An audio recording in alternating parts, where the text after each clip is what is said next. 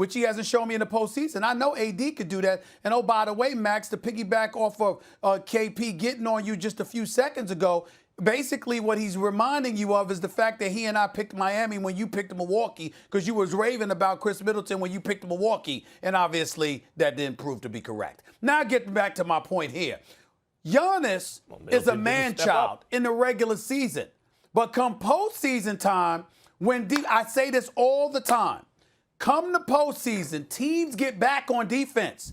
They force you to be a half court. One of the reasons why we raved, and KP, you could co-sign this, one of the reasons we raved so much about Showtime with Irvin Magic Johnson, with Worthy on one wing, Byron Scott on another, Cooper Talen, stuff like that, where we used to go off about that and we loved it so much. We didn't just marvel at the Lakers and Magic Johnson because of the fast break. We marveled at the fact that the fast break never left them, no matter what defenses tried to do. Somehow, some way, because of the greatness of Magic Johnson, you could always push the ball up the court, and you were always in a track meet. And that's what you marveled about, because that doesn't usually happen. And so as a result of that, let's transition to the modern day age with the Greek Freak in Milwaukee. You don't really have a situation with Eric Bledsoe and those boys at the time where you were able to push the ball up the floor the way that you would like to, because that's when Giannis is really lethal in the open court. It's not to say that he can't do stuff in the half court, but not to the degree of his danger, of how dangerous he is in the open court. So they get back on defense. You become a half court player. And if you don't have a perimeter shot, there's nothing you can do.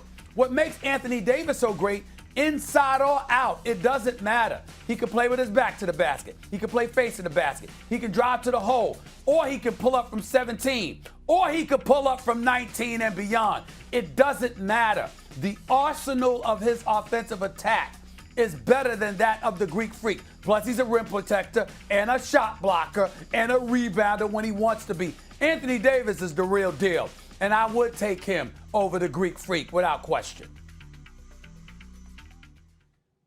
I understand those arguments. He's more well-rounded. Stephen A., you tend to like those kind of players in the playoffs. You like, in order of preference, KD, AD, Giannis, because that's the descending order of like how well-rounded their games are. But sometimes a dude can do certain things so well that even if they're not as well-rounded, they're more valuable. I had Andre Snellings of ESPN fame, Stephen A., who is also a neural engineer, I believe. He's like, a very, very smart guy and knows the basketball analytics on my radio show, the Max Kellerman Show, 2 p.m. Eastern, by the way, on ESPN Radio and ESPN+.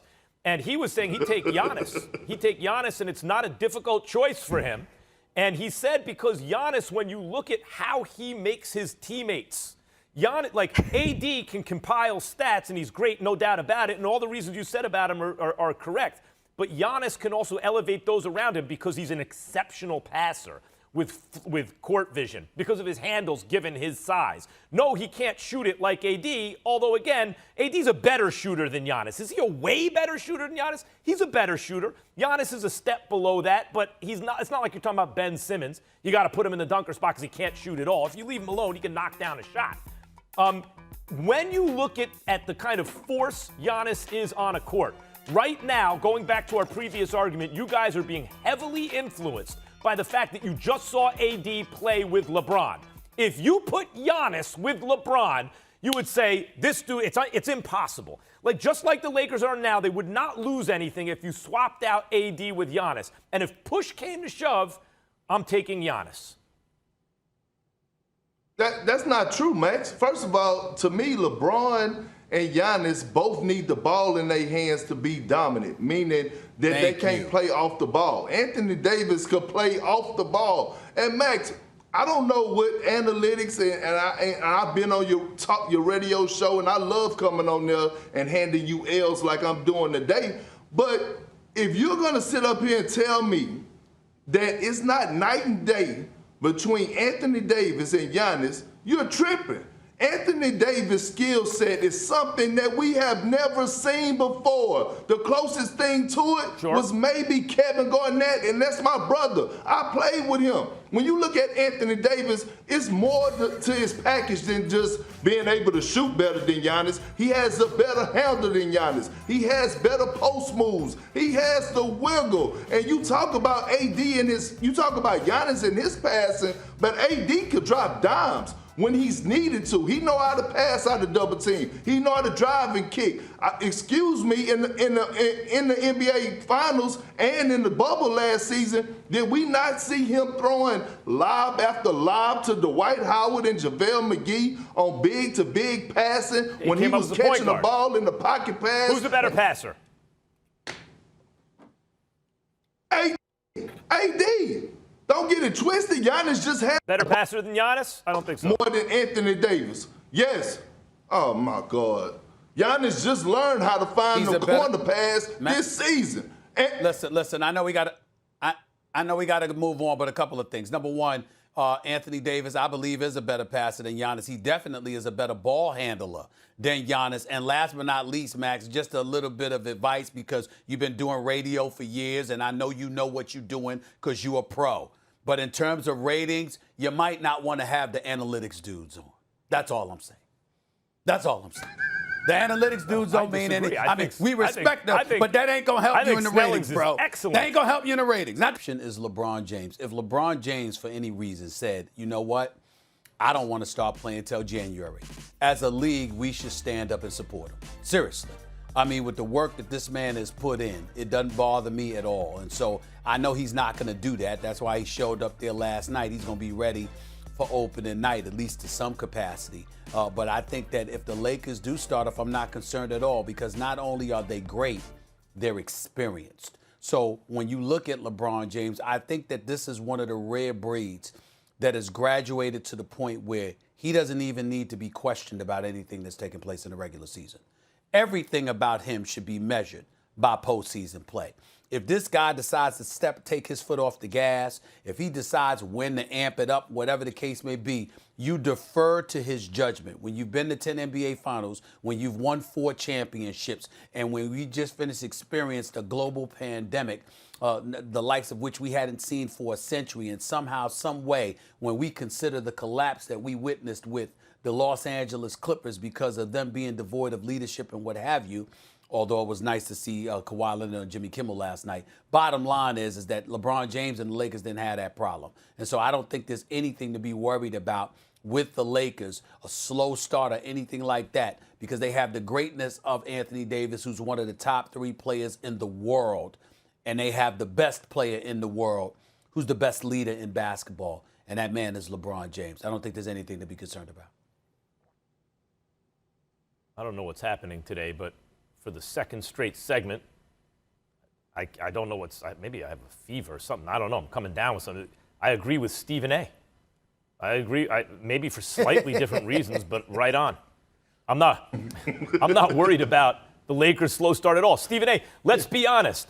The LeBron James teams of the past have often started slow, right? Miami had a slow start at one year. Cleveland had some slow starts because LeBron's figuring out, how do I get this group to the promised land?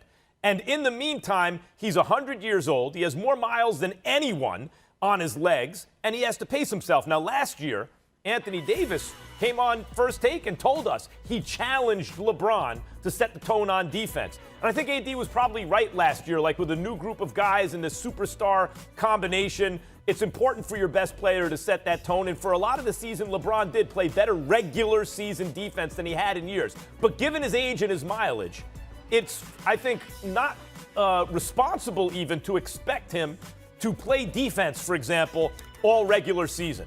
And sometimes the other guys on the team, even if AD's setting that example, slack off a little bit too when their leader doesn't do it, although Montrezl Harrell plays some defense, some other guys will too. The point is, LeBron knows how to pace himself and knows his body. How do I get to be in the playoffs where when I need to put the pedal to the metal, I still got something in the tank? He's usually done that in the past. This past season, he basically kept the pedal to the metal all year, but I wouldn't even recommend that he does that again. He's signed up for multiple years. He needs to pace himself so he's ready to go when they need him most. And if the Lakers get off to a slow start while LeBron's figuring it all out, no big deal, because when the lights are brightest, he'll show up. Well, I'm not worried about the Lakers at all. Matter of fact, the only thing I'm worried about is the Lakers coming out and dominating the league. Because when you look at this roster, in my opinion, this is the best roster on paper that LeBron James has had in the last 4 years. And no disrespect to last year's championship team, but when you look at the additions that Rob Pelinka made, I'm looking at this, and LeBron can pace himself. He can take games off and do load management because they have weapons. They have guys that could come in and get the job done and deliver in great fashion. And when I say that, I'm looking at a guy like Dennis Schroeder, who's capable in the regular season, especially is capable of going for 30 plus a night. You got Montrezl Harrell, another guy that's capable of giving you 20 a night if LeBron just decides not to play that night. And then you have Anthony Davis,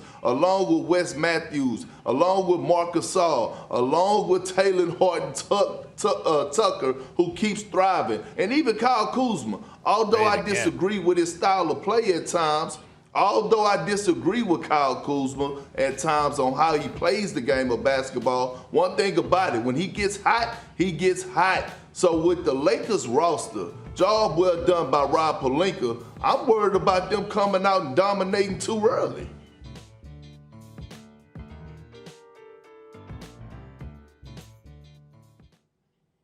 Oh, I'm sorry, Max. You did. No, I was going to. I'm sorry, Max. I thought you was No, going to no, go. I mean, go. Listen, Jump in. I'm not worried. I'm not worried. I'm not worried Stephen about A. Max, Stephen A. and Max, that's how it be. Sometimes y'all get quiet when Big Perk come on here speaking the gospel. Y'all get caught up in what I be saying and loving how I'm delivering this good gospel. And sometimes you just got to fall back and listen. Yeah, that's what it is. First of all, you know better. First of all, you know better. Secondly, respect your elders. Thirdly, and more importantly, that is factually incorrect, Kendrick Perkins. I mean, the fact of the matter is you do drop a lot of science, and I love you to death. But there are some things that you say sometimes I'll be wondering about you, bro. I'll be wondering about you sometimes. Yeah, not most, not all, but sometimes, yes. I feel sorry for your loss. I feel sorry for your loss because you're not being open-minded. When I